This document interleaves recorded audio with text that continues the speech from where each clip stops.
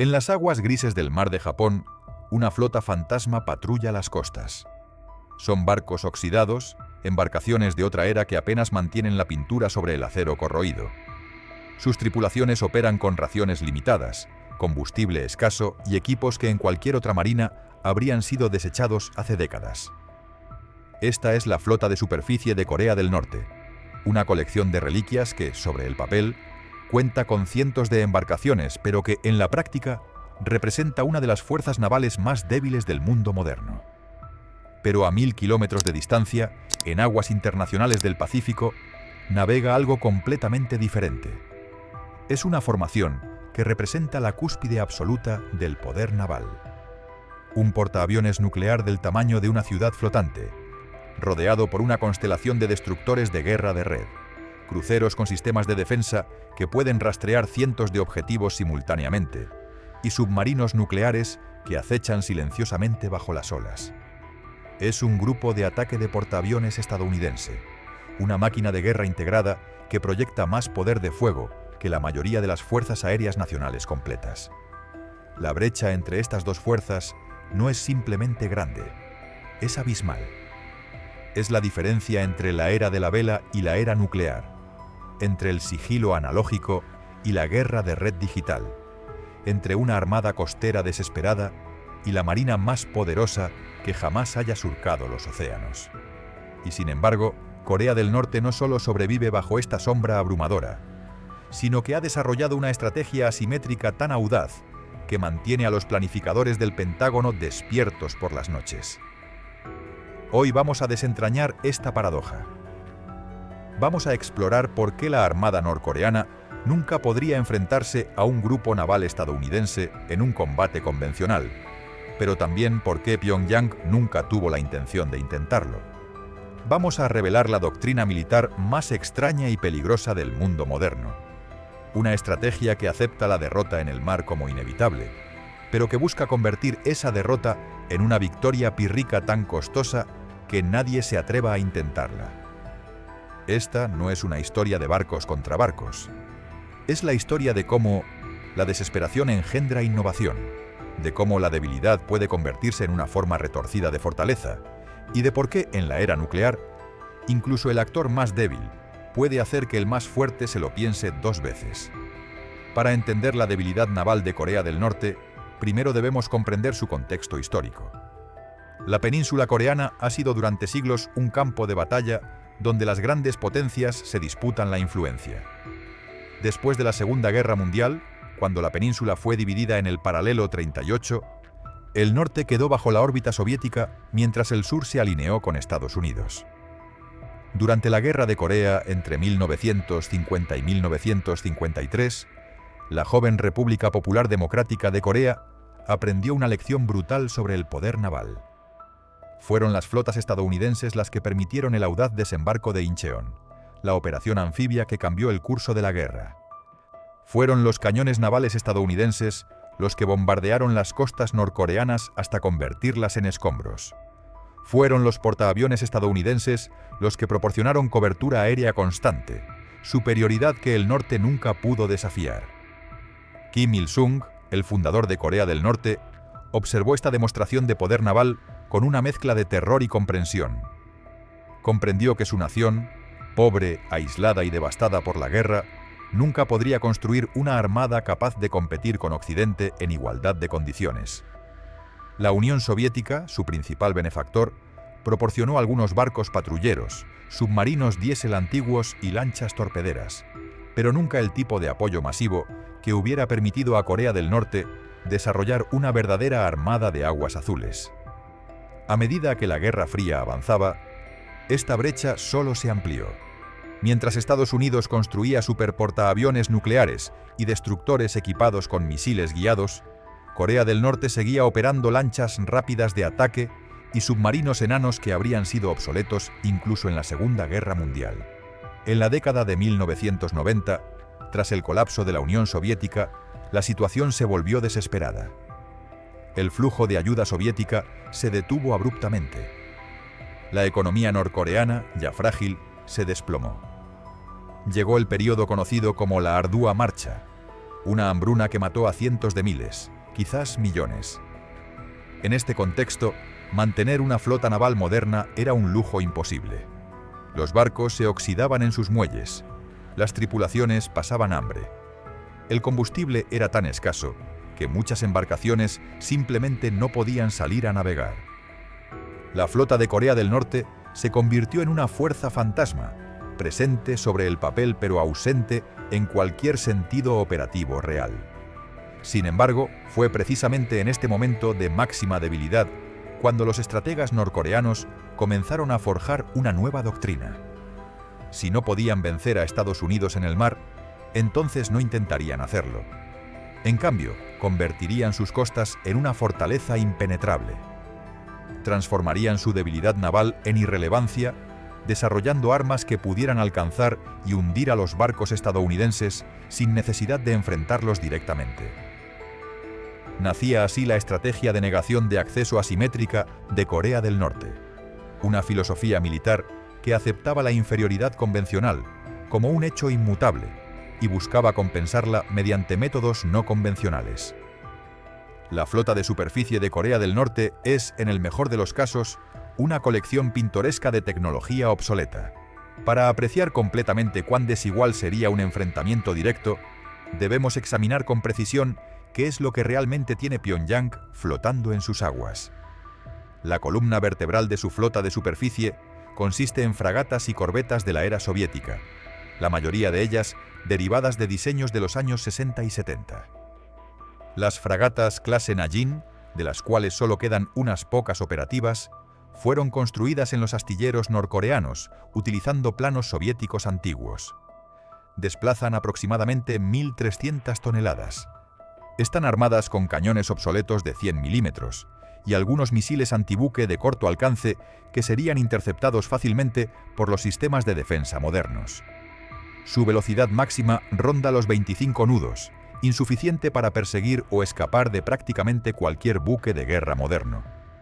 Sus sistemas de radar son primitivos, incapaces de seguir múltiples objetivos simultáneamente o de detectar amenazas más allá del horizonte visual. Luego están las corbetas clase Sariwon, aún más pequeñas, con apenas 600 toneladas de desplazamiento. Estas embarcaciones fueron diseñadas para patrullaje costero, no para combate de alta intensidad. Su armamento principal consiste en cañones antiaéreos de 30 milímetros montados manualmente, armas que serían completamente ineficaces contra objetivos modernos. Imagine intentar derribar un misil supersónico con una ametralladora. Esa es esencialmente la capacidad defensiva de estas corbetas.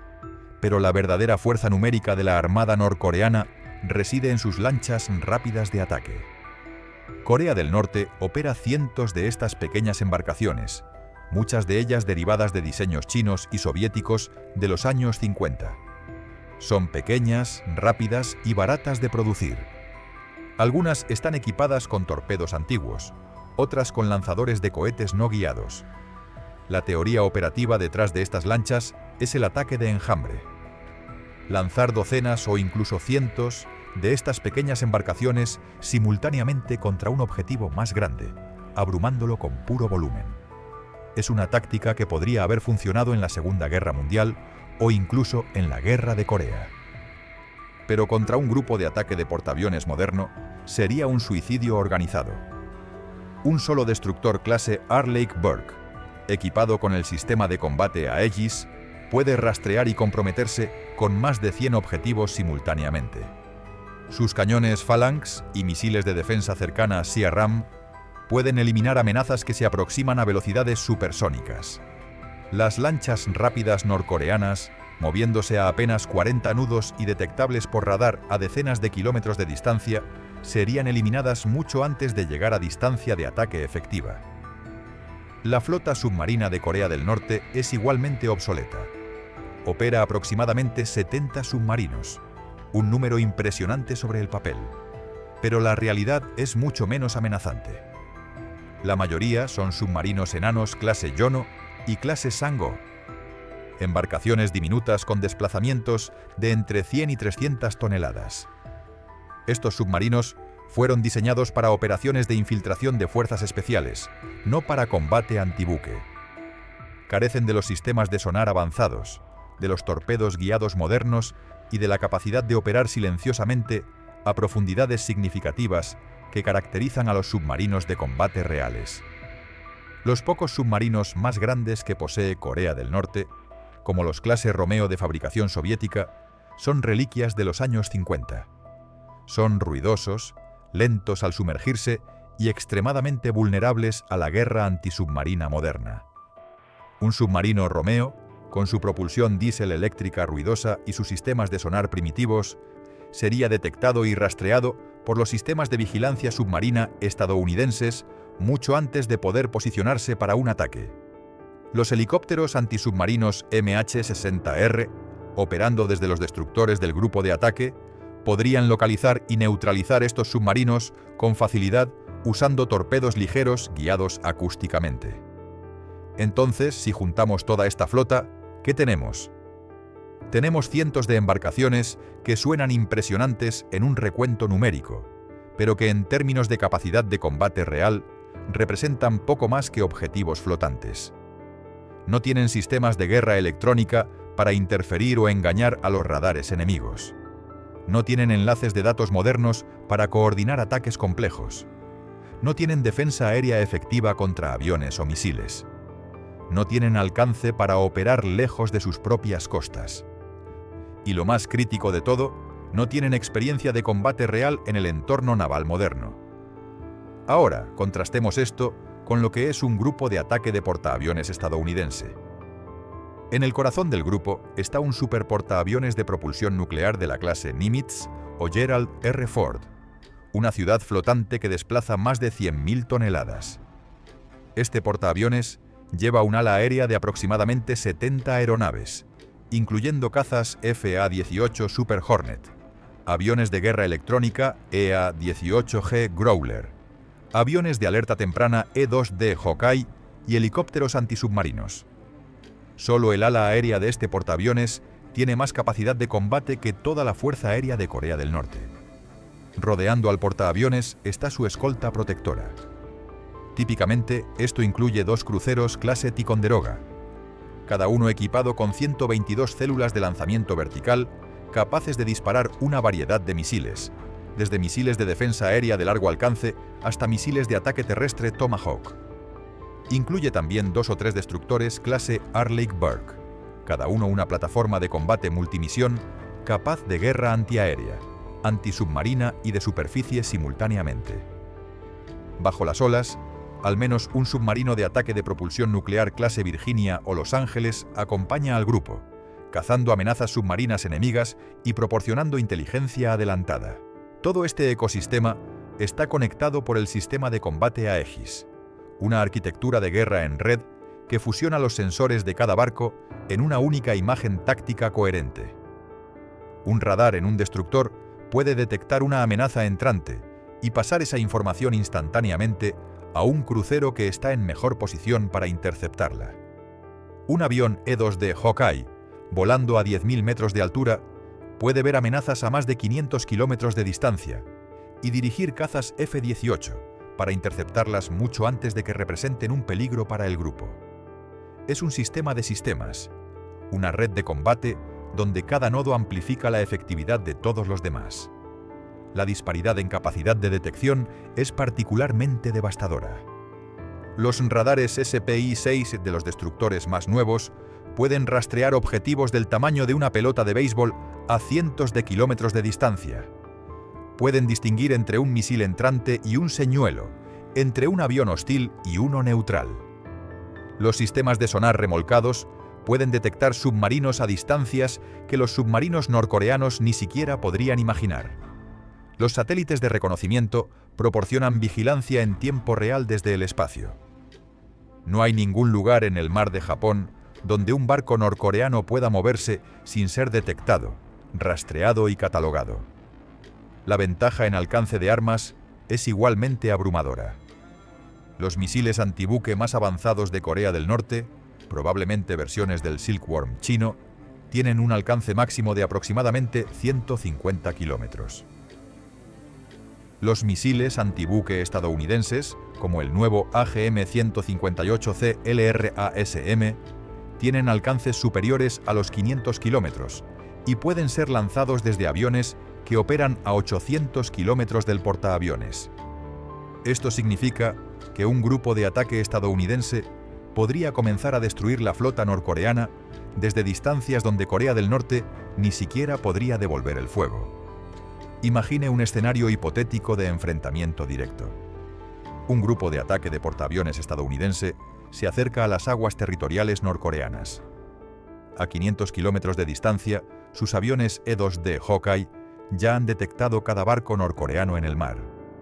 Los satélites han identificado cada base naval, cada instalación de radar, cada batería de misiles costera. La batalla comenzaría con una ola de misiles de crucero Tomahawk lanzados desde los cruceros y destructores, destruyendo las instalaciones de radar costeras y las bases aéreas norcoreanas antes de que pudieran reaccionar. Cegados y ensordecidos, los norcoreanos intentarían un contraataque desesperado. Lanzarían sus lanchas rápidas de ataque en un enjambre caótico, cientos de pequeñas embarcaciones rugiendo hacia el mar abierto. Pero mucho antes de que alcanzaran el rango de ataque, los aviones FA-18 del portaaviones las interceptarían. Cada Super Hornet puede llevar múltiples bombas guiadas por láser y misiles aire-superficie. Volando en formaciones coordinadas, estos cazas simplemente eliminarían las lanchas una por una, como un granjero disparando a patos en un barril. Las que lograran sobrevivir al ataque aéreo se enfrentarían entonces a los destructores. Los sistemas Aegis rastrearían cada lancha simultáneamente. Los cañones de 5 pulgadas de los destructores, con munición guiada de precisión, podrían alcanzar objetivos a más de 20 kilómetros de distancia. Los misiles de defensa cercana SEARAM eliminarían cualquier amenaza que se acercara demasiado. En cuestión de minutos, el enjambre de lanchas sería reducido a escombros ardientes flotando en el mar. Los submarinos norcoreanos no tendrían mejor suerte. Los helicópteros MH-60R, equipados con sonares de inmersión y torpedos ligeros, los cazarían metódicamente. Los submarinos de ataque nucleares estadounidenses, operando silenciosamente a profundidades que los submarinos diésel norcoreanos ni siquiera pueden alcanzar, los rastrearían y destruirían con torpedos MK-48, armas guiadas acústicamente con alcances de 50 kilómetros y velocidades superiores a los 60 nudos. Un submarino Romeo, moviéndose ruidosamente a 10 nudos, sería un objetivo trivial. El enfrentamiento completo duraría quizás unas pocas horas.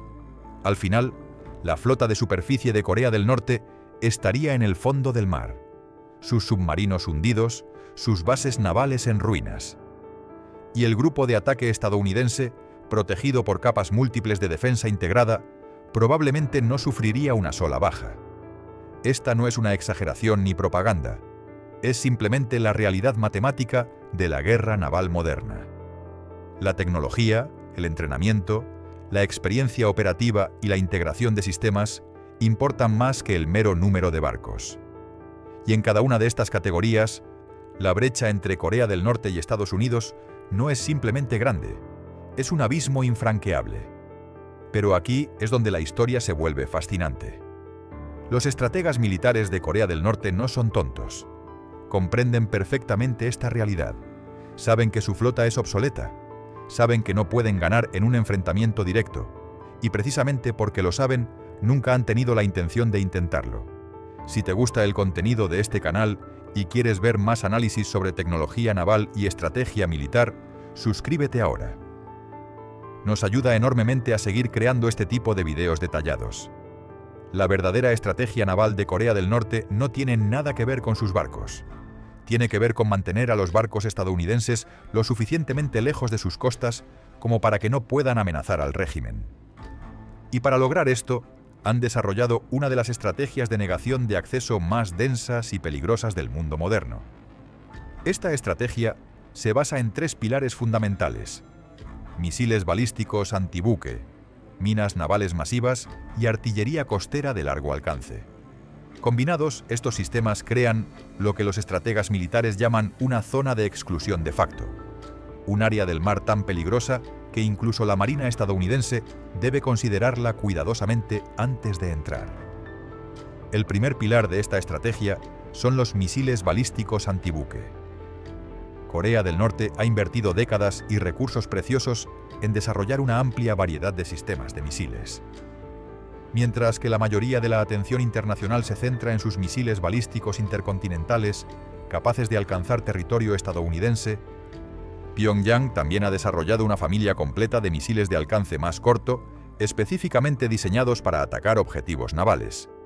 El más conocido es probablemente el KN-23, un misil balístico de corto alcance que puede volar a velocidades hipersónicas en su fase terminal y realizar maniobras evasivas para evitar la intercepción. Con un alcance de aproximadamente 600 kilómetros, estos misiles pueden ser lanzados desde plataformas móviles escondidas en las montañas del norte y alcanzar prácticamente cualquier punto en el Mar de Japón o el Mar Amarillo. Lo verdaderamente peligroso de estos misiles no es su sofisticación tecnológica, que probablemente queda muy por detrás de las armas estadounidenses, sino su cantidad y su imprevisibilidad. Corea del Norte puede tener cientos, quizás miles de estos lanzadores móviles dispersos por todo su territorio montañoso. Son escondidos en túneles excavados en las montañas, camuflados en bosques densos, movidos constantemente para evitar la detección satelital. Encontrarlos y destruirlos antes de que puedan disparar sería una tarea monumental, quizás imposible. Un grupo de ataque de portaaviones, por muy avanzado que sea, solo puede estar en un lugar a la vez. Sus sistemas de defensa antimisiles, aunque impresionantes, tienen límites. Un destructor Arleigh-Burke puede llevar aproximadamente 90 misiles interceptores en sus células de lanzamiento vertical. Suena como mucho hasta que consideras que Corea del Norte podría lanzar salvas de 50, 100 o incluso 200 misiles simultáneamente desde múltiples ubicaciones. Incluso si los sistemas Aegis interceptan el 90% de los misiles entrantes, una tasa de éxito extraordinariamente alta, un ataque de 100 misiles significaría que 10 podrían pasar. Y solo se necesita un misil balístico impactando a velocidad hipersónica para dañar gravemente o incluso hundir un destructor de 9.000 toneladas. El segundo pilar es aún más simple, pero potencialmente más devastador: minas navales. Corea del Norte posee uno de los arsenales de minas navales más grandes del mundo, con estimaciones que van desde 50.000 hasta más de 100.000 unidades. Estas no son armas glamorosas, no aparecen en desfiles militares, no inspiran temor como los misiles balísticos, pero en términos de efectividad estratégica por dólar invertido, las minas navales son quizás el arma más rentable jamás inventada. Una mina naval moderna puede costar entre $10.000 y $50.000. Un destructor estadounidense cuesta aproximadamente $2.000 millones. La matemática es simple y brutal. Las minas que Corea del Norte ha acumulado incluyen tipos de contacto antiguos, minas magnéticas que detectan el campo magnético de un casco de acero, minas acústicas que escuchan el ruido de los motores y las hélices, e incluso minas de influencia avanzadas que pueden distinguir entre diferentes tipos de buques y permanecer inactivas hasta que pase el objetivo correcto. Pueden ser sembradas desde barcos de superficie, lanzadas desde submarinos o incluso desplegadas desde aviones. Lo más insidioso de las minas es que no necesitan hundir barcos para ser efectivas, solo necesitan crear el miedo de que puedan estar ahí. La simple sospecha de que un área está minada obliga a la marina atacante a reducir drásticamente su velocidad, a desplegar buques de contramedidas de minas, un proceso laborioso y lento, y a limitar severamente sus movimientos. Un campo minado bien colocado puede canalizar a los barcos hacia rutas predecibles donde otras armas, como los misiles antibuque, pueden atacarlos más fácilmente. Durante la Guerra de Corea, las minas norcoreanas hundieron o dañaron docenas de buques de guerra estadounidenses y aliados. En 1950, una mina hundió al dragaminas USS Pirate y dañó gravemente al crucero USS Toledo. Estas lecciones no han sido olvidadas. Corea del Norte ha tenido 70 años para estudiar, mejorar y expandir sus capacidades de guerra de minas, los accesos a sus puertos principales, las rutas de navegación en el Mar de Japón, las aguas poco profundas cerca de sus costas, todos estos lugares probablemente ya tienen minas preposicionadas o pueden ser minados rápidamente al comienzo de un conflicto. El tercer pilar es la artillería costera. Mientras que la mayoría de las naciones han abandonado las grandes baterías de artillería costera como obsoletas, Corea del Norte las ha mantenido y expandido. A lo largo de su costa hay cientos de búnkers de hormigón fuertemente fortificados, muchos de ellos excavados en las laderas de las montañas, que albergan cañones de largo alcance. Algunos de estos son viejos cañones navales soviéticos de 130 milímetros montados en fortificaciones fijas. Otros son sistemas de artillería de cohetes múltiples capaces de saturar áreas costeras con barrajes masivos. Los más peligrosos son probablemente los sistemas de misiles antibuque de corto alcance posicionados en estas fortificaciones costeras. Aunque tienen alcances limitados, quizás de 30 a 80 kilómetros, crean una zona de peligro inmediata alrededor de la costa norcoreana. Un grupo de ataque de portaaviones que se acerque demasiado enfrentaría una cortina de fuego desde múltiples direcciones simultáneamente. Lo que hace especialmente peligrosas a estas fortificaciones costeras es su capacidad de supervivencia. Están construidas en hormigón reforzado, a menudo con varios metros de roca sólida protegiéndolas desde arriba. Destruirlas requeriría ataques aéreos repetidos con armas de penetración profunda, misiones que expondrían a los aviones estadounidenses al denso paraguas de defensa aérea norcoreano. Cuando combinamos estos tres pilares, misiles balísticos antibuque lanzados desde tierra, campos minados extensos y artillería costera fortificada, emerge una imagen clara. Corea del Norte ha construido una estrategia de negación de acceso en capas que no depende de su débil flota en absoluto. Su objetivo no es derrotar a la Marina estadounidense en combate. Su objetivo es hacer que acercarse a sus costas sea tan costoso, tan peligroso y tan incierto que Estados Unidos deba pensarlo dos veces antes de intentarlo. Esta estrategia asimétrica tiene profundas implicaciones para cualquier planificación militar estadounidense. En un conflicto hipotético, Estados Unidos no podría simplemente navegar hasta la costa norcoreana y comenzar operaciones como lo hizo en Incheon en 1950.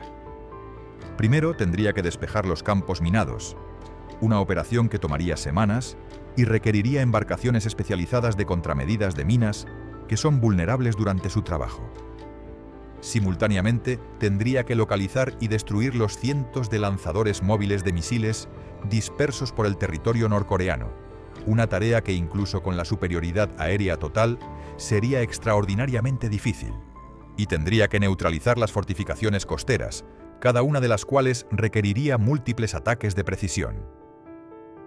Todo esto mientras Corea del Norte lanza oleadas de misiles balísticos contra las bases estadounidenses en Japón y Corea del Sur, intenta infiltrar fuerzas especiales usando sus submarinos enanos y potencialmente amenaza con el uso de armas nucleares tácticas si el régimen siente que su supervivencia está en juego. El costo de una operación naval cerca de las costas norcoreanas no sería medido en barcos hundidos necesariamente, aunque eso es posible, sino en tiempo, recursos y la distracción de otros objetivos estratégicos. Cada día que la Marina estadounidense dedica a despejar minas o cazar lanzadores de misiles, es un día que no está disponible para otras operaciones. Cada misil interceptor gastado, defendiéndose de ataques norcoreanos, es uno menos disponible para otras contingencias. Esta es la esencia de la estrategia asimétrica exitosa. No necesitas ganar, solo necesitas hacer que ganar sea demasiado caro. Sin embargo, esta estrategia tiene debilidades críticas que no podemos ignorar. La primera y más obvia es que es completamente defensiva. Corea del Norte puede hacer que acercarse a sus costas sea peligroso, pero no puede proyectar poder más allá de sus aguas territoriales. No puede proteger sus barcos de pesca en aguas internacionales. No puede escoltar buques mercantes. No puede responder a un bloqueo naval lejano. Si Estados Unidos decidiera simplemente bloquear todos los accesos marítimos a Corea del Norte, desde una distancia segura de 500 kilómetros, interceptando cualquier barco que intente entrar o salir, la Armada norcoreana sería completamente incapaz de responder. La economía norcoreana, ya devastada por sanciones, colapsaría en cuestión de meses sin acceso al comercio marítimo. La segunda debilidad es la dependencia de sistemas de comando y control que son vulnerables a la guerra electrónica y cibernética. Los misiles balísticos antibuque requieren información de localización precisa para ser efectivos. Necesitan saber dónde está el grupo de portaaviones enemigo para poder apuntarle. Esta información proviene de radares costeros, satélites si Corea del Norte tiene acceso a ellos a través de aliados, y redes de comunicación que transmiten datos de localización a los lanzadores. Estados Unidos posee las capacidades de guerra electrónica más avanzadas del mundo. Los aviones EI-18G Growler pueden interferir, bloquear o incluso destruir los radares norcoreanos. Las armas cibernéticas pueden infiltrar y sabotear las redes de comando y control. Los ataques con misiles de crucero pueden destruir los centros de comunicaciones críticos en las primeras horas de un conflicto. Una vez que Corea del Norte queda ciega, sus misiles balísticos se vuelven mucho menos efectivos, lanzando salvas contra posiciones estimadas en lugar de coordenadas precisas. La tercera debilidad es el factor humano. La doctrina militar norcoreana depende de una cadena de mando rígida y centralizada, donde las decisiones críticas deben ser aprobadas desde los niveles más altos del liderazgo. Esto puede funcionar en tiempos de paz o en ejercicios cuidadosamente coreografiados, pero en el caos de un combate real, donde las comunicaciones están interrumpidas y las decisiones deben tomarse en segundos, esta rigidez puede ser fatal. Los comandantes individuales de lanzadores de misiles o baterías costeras pueden no tener la autoridad o el entrenamiento para adaptarse a circunstancias cambiantes rápidamente. Comparemos esto con la doctrina estadounidense que enfatiza la iniciativa descentralizada, donde los comandantes en todos los niveles están entrenados para tomar decisiones independientes dentro de la intención del comandante superior. La cuarta debilidad, y quizás la más fundamental, es la falta de experiencia de combate real. Corea del Norte no ha luchado en un conflicto naval significativo desde el armisticio de 1953.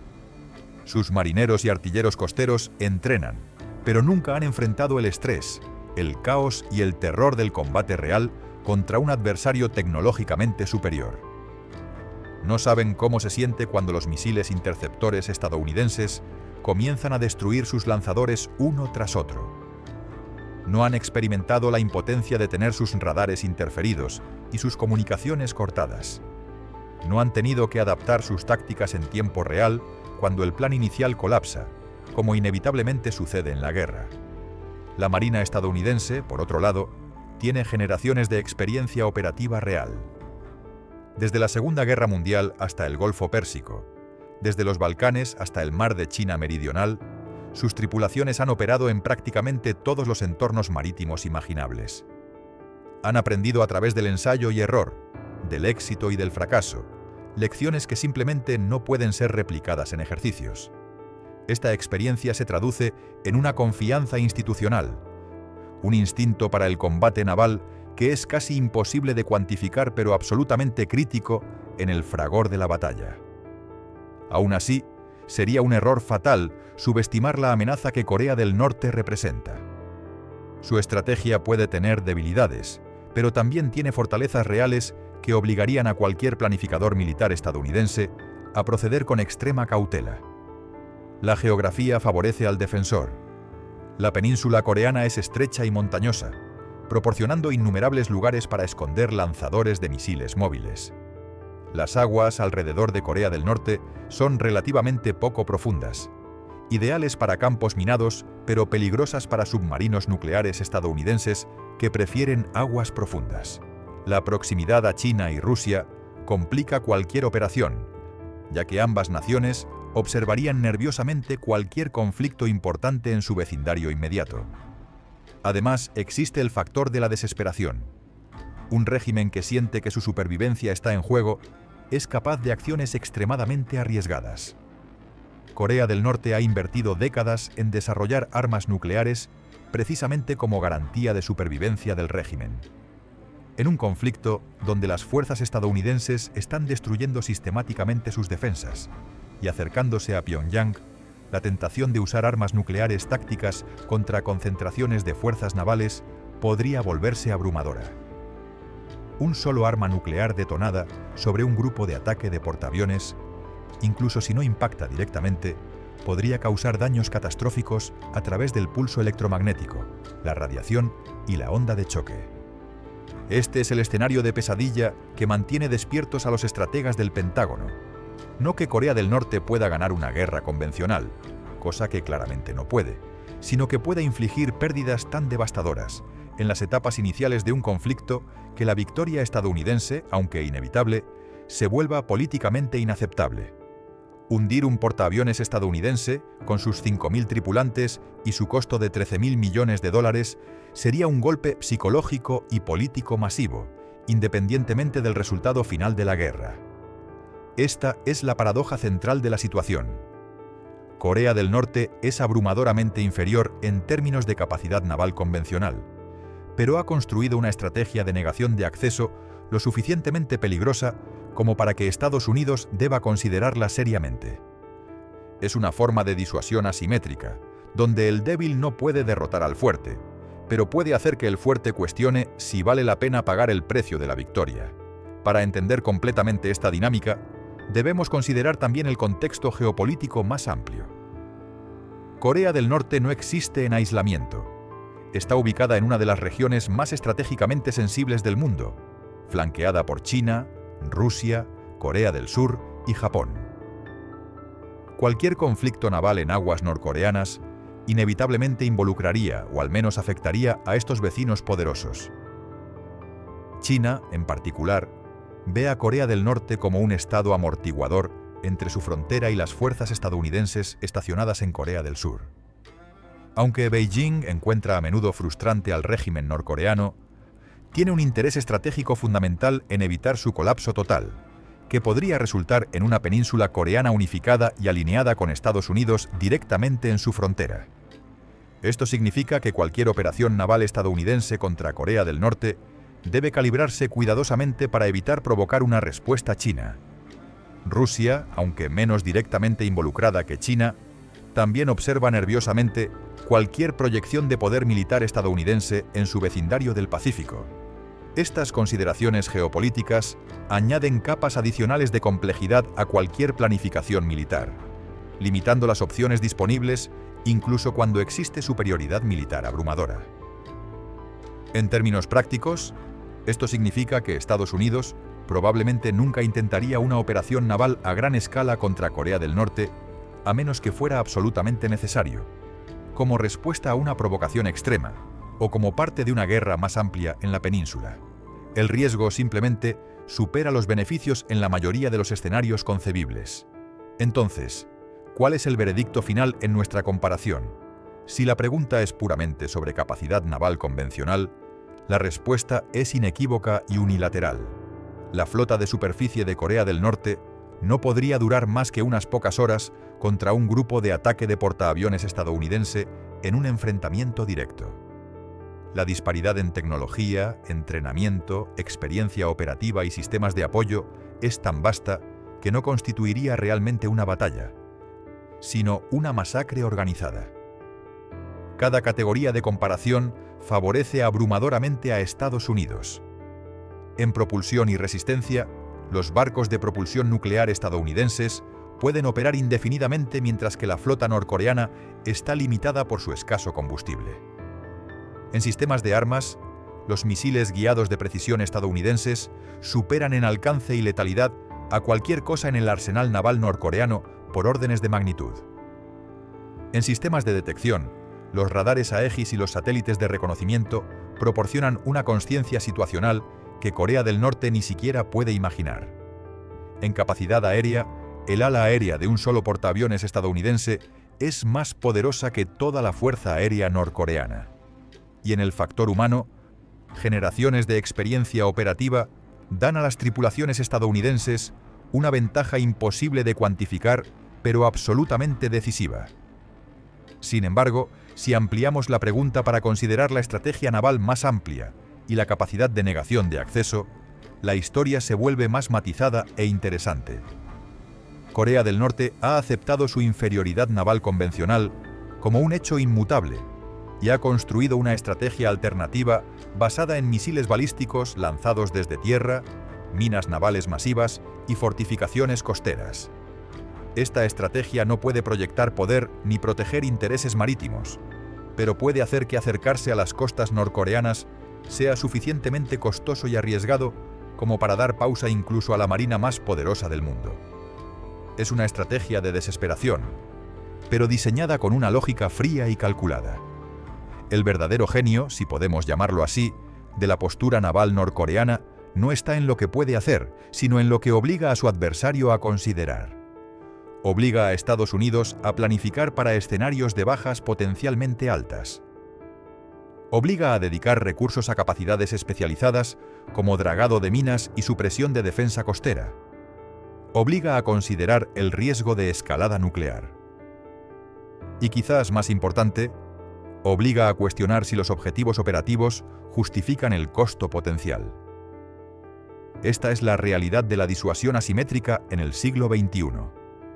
No necesitas igualar la capacidad de tu adversario, solo necesitas convencerlo de que atacarte costará más de lo que está dispuesto a pagar. La lección más amplia que emerge de esta comparación trasciende a Corea del Norte específicamente. Representa un cambio fundamental en cómo las naciones más débiles están pensando sobre la defensa naval en la era moderna.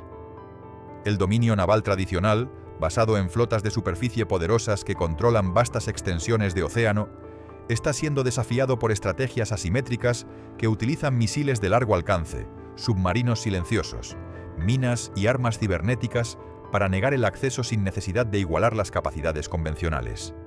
Irán ha desarrollado una estrategia similar en el Golfo Pérsico. China ha construido su propia arquitectura de negación de acceso mucho más sofisticada en el Pacífico Occidental. Incluso actores no estatales han demostrado que pueden amenazar a buques de guerra multimillonarios con armas relativamente baratas. El portaaviones, ese símbolo supremo del poder naval durante casi un siglo, enfrenta ahora un entorno de amenazas más complejo y peligroso que nunca antes. Esto no significa que los portaaviones se hayan vuelto obsoletos, como algunos analistas proclaman precipitadamente. Siguen siendo herramientas incomparables para proyección de poder, para operaciones en áreas donde el adversario no puede desplegar defensas terrestres significativas, para disuasión y para una amplia gama de misiones que van desde la respuesta humanitaria hasta el ataque de precisión. Pero sí significa que las operaciones navales cerca de costas hostiles bien defendidas se han vuelto exponencialmente más peligrosas y complejas que en cualquier momento desde la Segunda Guerra Mundial. Estados Unidos está respondiendo a esta nueva realidad con inversiones masivas en nuevas capacidades. Misiles antibuque de muy largo alcance que pueden ser lanzados desde aviones, barcos o incluso bombarderos estratégicos. Sistemas de defensa antimisiles en capas cada vez más capaces. Armas de energía dirigida como láseres que pueden proporcionar una defensa de costo infinitamente más favorable contra enjambres de drones o misiles. Sistemas no tripulados que pueden operar en ambientes de alto riesgo, sin poner en peligro vidas humanas. Y quizás lo más importante, nuevos conceptos operativos como la letalidad distribuida que buscan dispersar las capacidades ofensivas a través de más plataformas, haciendo que la flota sea más resistente a ataques concentrados. La competencia continúa, evolucionando constantemente. Por cada nueva capacidad ofensiva, surge una contramedida defensiva. Por cada nuevo sensor, se desarrolla una técnica de sigilo o engaño. Es una carrera armamentista tecnológica que consume miles de millones de dólares y emplea a algunos de los ingenieros más brillantes de ambos lados. Y en el centro de esta competencia está una pregunta fundamental. ¿Puede el poder naval tradicional adaptarse lo suficientemente rápido para mantener su relevancia en una era de misiles hipersónicos, inteligencia artificial y guerra cibernética? Para Corea del Norte específicamente, su estrategia naval es en última instancia una extensión de su estrategia de supervivencia del régimen más amplia. No puede ganar una guerra contra Estados Unidos y lo sabe, pero puede hacer que comenzar esa guerra sea lo suficientemente aterrador, lo suficientemente costoso y lo suficientemente impredecible como para que Washington prefiera la contención a la confrontación. Es una postura defensiva fundamentalmente desesperada, nacida de la debilidad y el aislamiento, pero diseñada con una astucia que no debe ser subestimada. La flota fantasma que patrulla las costas norcoreanas, con sus barcos oxidados y su tecnología obsoleta, es casi irrelevante para esta ecuación estratégica. Lo que importa son los misiles escondidos en las montañas, las minas esperando en aguas poco profundas, y la voluntad de un régimen de arriesgarlo todo cuando siente que su espalda está contra la pared.